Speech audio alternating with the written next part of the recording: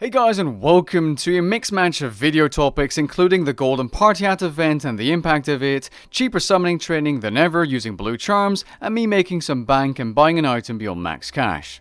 Whenever you're ready, grab your cup of tea, sit back, relax, and enjoy. The first topic I'd like to talk about is summoning training because something weird happened without me actually noticing. Now, I made my guide quite some time ago and I've had 120 summoning for 3-4 years. Doesn't matter, I haven't really paid attention to the price of summoning as a whole.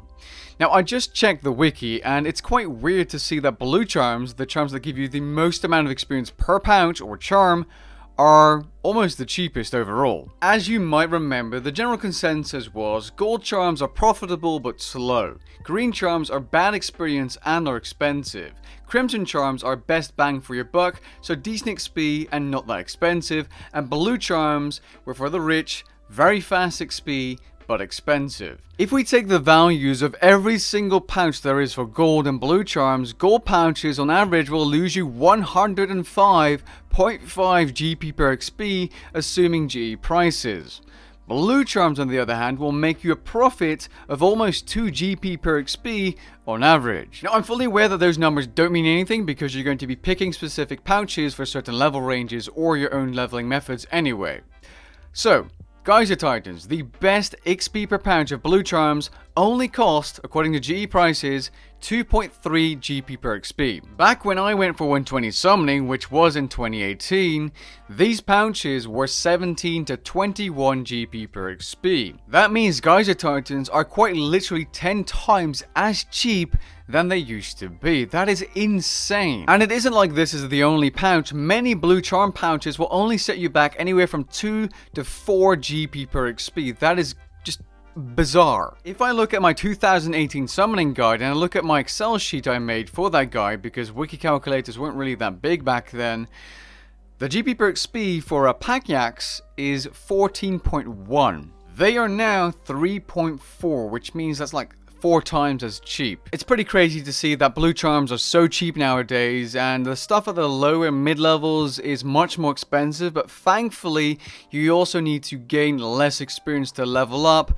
so it's cheaper overall. It's quite weird how cheap summoning is now. Levels 99 to 120 will literally cost you 180 mil, and that's nothing for a 120 cape that is supposed to be a buyable. I think I spent 700 mil on my cape, and well, I did get some money back because I swapped in my pouches for shards, but you get the point. Let's move on to the next topic. Now, we all know that the Golden Partyhat event is quite successful. J-mods have said it, you've probably seen it, and while successful is subjective, there are definitely players coming back into the game and trying out the event, and some are even sticking around, as I've seen in my comments, which is pretty cool. And the player base has definitely gone up because of this event by about 10 to 20% depending on what you use as your previous metric, which is still, the player base as a whole, is still lower than we had during the summer, but that might have to do with people going on holidays, going to family, playing less and all that good stuff.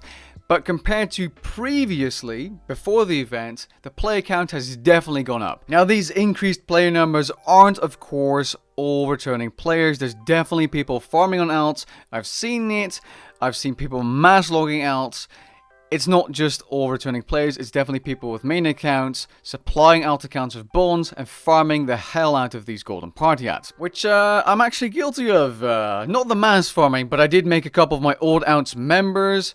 I was going to make a multi-log PVM video as well, but I kind of scrapped that.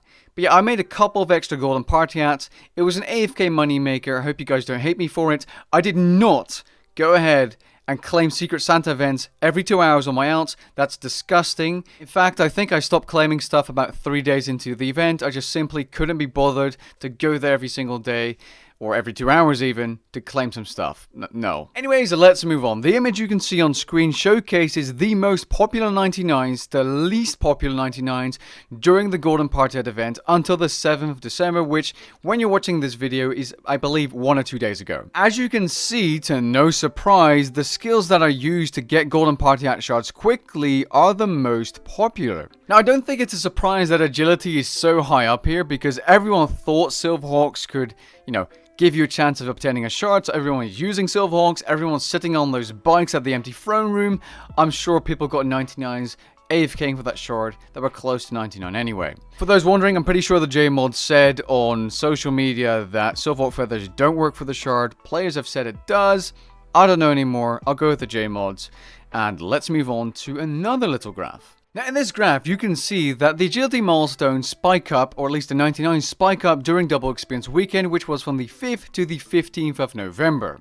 They drop back down afterwards after it ends, but then we have the Golden Partyhat event, and as you can see, the agility 99s or milestones go up and stay somewhat consistent. This is why I conclude these milestones have something to do with the Golden Partyhat event, because if you look before Double XP Live, those milestones per day are nowhere close to where they are around the Golden Partyhat event. Speaking of events, the Frank's Death Week thing is actually quite nice. Like, I like the way that Jagex shows you which bosses are actually on Spotlight or have free deaths in the bossing menu, and the ones that are coming up are actually highlighted in orange for the next week. This isn't something I've seen before in this tab, and I'm going to be honest, it looks really clean, so there's some appreciation for Jagex. Now speaking of bossing, right, like I'm trying to get a good flow in this video because it's a bunch of different things. I have been incredibly lucky. Now when I try to gather footage for videos, I try to do that just before I drive to school, which sometimes limits me where I have to, for example, dart the ambassador, but the next time I killed the ambassador, I got a double crossbow limb drop, and, I have, 100 KC on trios, but I don't really have that many solos, so I was surprised, pleasantly surprised, obviously, because that's like 1.6, 1.7 bill, so I was definitely happy. When I went back to Raksha after a long time to do a couple of solos, get some footage, get a feel for the boss again, for a video of course, I got a fleeting boots drop on my first kill, so that was really nice too. I then went to Dagonov's because those rings right now are ridiculously expensive, and I was considering to make a video on it, but then I was like, nah. And this is what my hours loot looked like. I only got a warrior's ring. A warrior's ring? I mean, I can't complain. I've been really lucky. I believe I got a Zuck Codex from Magma Tempest at 8KC as well. I really can't complain at this point. I've been really lucky recently. And that's good because at the Argalasaur I've been pretty dry. And before anyone says it, I know that loot could have been better, but I was just too lazy to pick up and note the Dagonov hides. I was really only there for the ring drops because I was watching YouTube on the side. So yeah, Dagonov Kings, if you want to make some money and you're a mid-level player, probably a pretty good money maker if you get a little bit lucky on the rings, because those are like 10 to 14 mil each if you get the right ones. So that's pretty good. Now you might have noticed the Eldritch crossbow in my videos, and that's because I bought one quite recently, and I'm going to be honest, I was considering maybe making a video about this, but it would sound complainy, right? But buying items above max cash, or even selling them, I can, assume, is garbage. Everything about it is bad. Like, you don't know if you're getting scammed or if you're getting a good deal, and there's not that much supply because one or two guys are selling it in the Grand Exchange, and once you trade them they want more, and it's a low volume item, and so are the parts, so I didn't want to get my hands into buying the part. I don't know, guys, it just wasn't a pleasant experience, and I hope I don't have to do it anytime soon. But I'm very happy with my purchase because the Eldritch crossbow is amazing. People are going to call me merchant now, guaranteed. With that being said though, I'd like to end off this video. I hope you guys enjoyed this, maybe somewhat rambly mixed with information about events, kind of, it's a weird video, let's be honest. But yeah, I hope you guys enjoyed. If you did, leave a like down below and maybe even consider subscribing, and I'll catch you guys in the next one. Peace.